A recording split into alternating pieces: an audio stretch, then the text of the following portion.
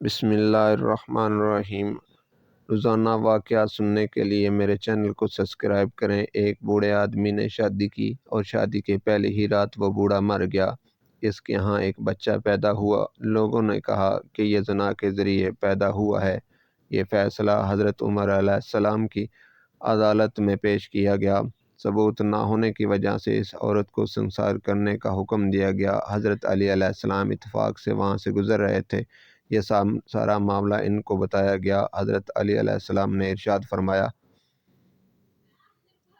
اس عورت کو سنسار نہ کرو، کل میں اس مقدمے کا فیصلہ کروں گا۔ صبح کو حضرت علی علیہ السلام نے اس عورت کی شادی اور بچہ پیدا ہونے کی مدت کو دیکھا اور پھر فرمایا،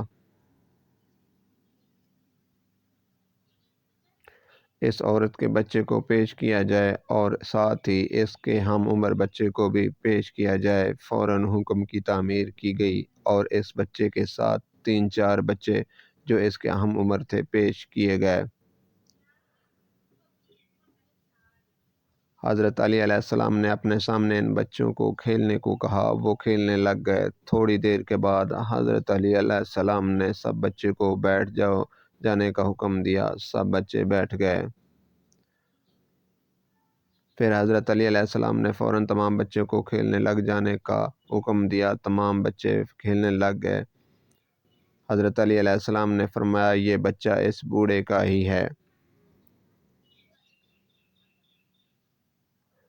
لوگوں نے وجہ پوچھی تو آپ علیہ السلام نے فرمایا، جب میں نے اس بچے کو کھیلنے کا حکم دیا وہ کھیلنے لگ گئے، اور جب میں نے ان کو بیٹھنے کا حکم دیا تو سب بچے بیٹھ گئے۔